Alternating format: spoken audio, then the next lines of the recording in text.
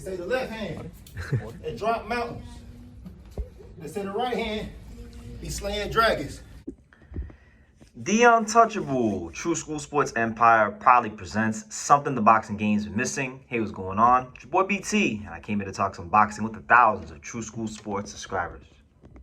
All right, guys, so I want to talk about this particular topic because I didn't get a chance to get to it when the news first broke. You know, I was running around in San Antonio over the week at Lamont Roach versus Eastside Cruz, but now we're back. We're back at at home, and we're here to finally catch up on some things we missed.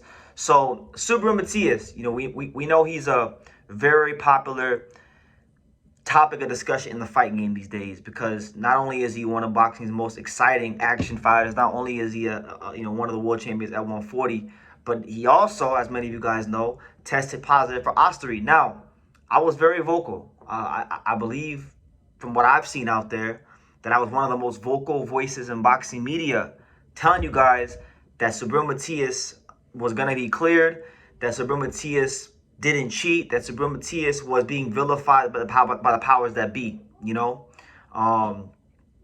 He was under the New York State Athletic Commission threshold, and that's not a rule that I made up. That's not a rule that I'm making out of thin air. That's the New York State Athletic Commission rules, and he's fighting in New York City. His next fight against Dalton. But the fight with Matias and Dalton Smith will go ahead as originally scheduled for January 10th out there in New York City. So he has been cleared. Now look, I'm not going to be intellectually dishonest here.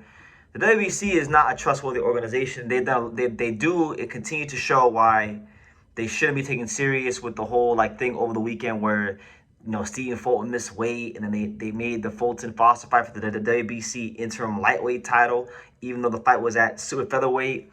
That's one instance. Conor Benn being ranked number one at welterweight despite not fighting at welterweight for 2-3 years now. Just there's a laundry list of things that make the WBC an unserious organization. So I'm not gonna sit here and act like they're this holier than thou a company with integrity. But I told you guys that he was gonna be cleared. I told you. I said, look, Ring Magazine and a lot of the powers that be in boxing and in the media are wrongfully vilifying this guy. So yeah, Matias isn't a cheater, and anybody who called him a cheater is wrong. My thing is this, and here's the point. Here's me speaking to the people that say he did cheat, right? Look, the sport of boxing, I've said this many times for many years.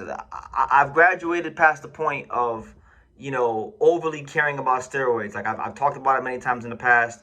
What I've come to realize, what I've come to know from boxing fans and the media and just the whole fight game in general is that really and truthfully, the majority of people don't really give a fuck about steroids in boxing. They like to act like they do when it affects their favorite fighter or them personally, but really they don't care about steroids in the fight game. And if we did care about steroids in the fight game, we would have all the ADAs, the WADA, the USADA, the VADA, all the ADAs would get in unison and have the same rules for everyone. So that would be the case, but guess what? They don't.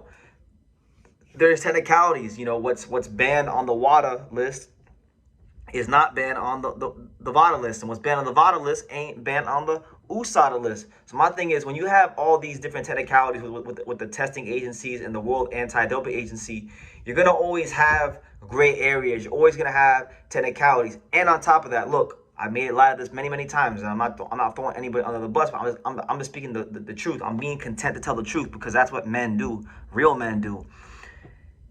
In this fight game, all right, boxing has a low barrier for entry, which many times can prove to be a not so good thing because you allow people with very checkered past, like Victor Conte, R.I.P., with the Balco scandal in baseball.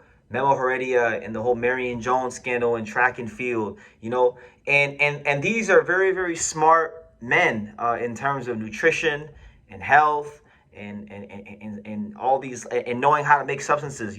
These guys know how to make substances that can beat the test, and give the fighters the competitive edge to stay ahead of the curve. That's not hating. That's just calling it for what it is. You understand? So when you allow those guys to be around the sport and not really, make sure that they're doing the right thing, you're gonna always have these technicalities. So yeah, Matias is gonna fight.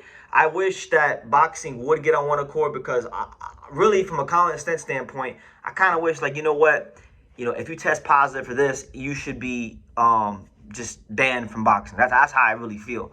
But it's the sanctioning bodies. It's the different state commissions having different thresholds for certain substances. Like, there's no uniformity in the United States when it comes to drug testing in boxing. So therefore, really, it's really just incumbent upon the fighters' teams to do the right things, because there's no one really looking out for the fighters in terms of their health, their safety, and protecting them from fighters that may or may not be cheating. So that's my stance on it. But I do stand by Matias. I thought Matias was innocent to begin with.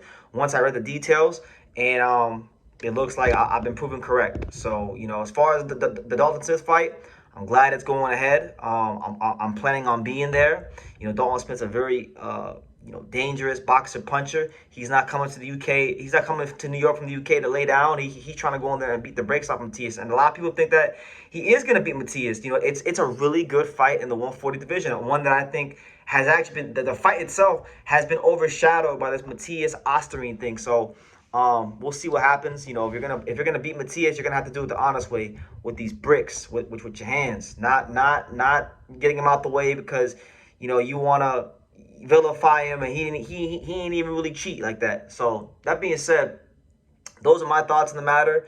Those are my thoughts on the original reaction that the boxing world had to Subriel Matias when he tested positive.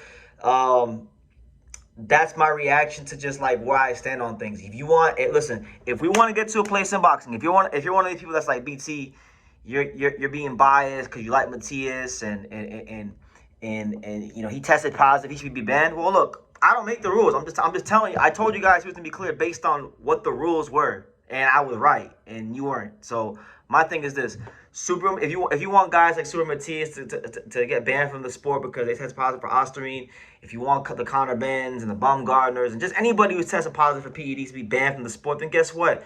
You got to tell. We have to get to a place where the testing agencies, the state commissions, and just the whole fight game in boxing gets on they have the same rules everywhere. Uniformity. You understand? We need to get on one accord. So we'll see how it goes. We'll see how it goes with that. Boxing is heading in the direction of TKO and Dana White and these kind of guys.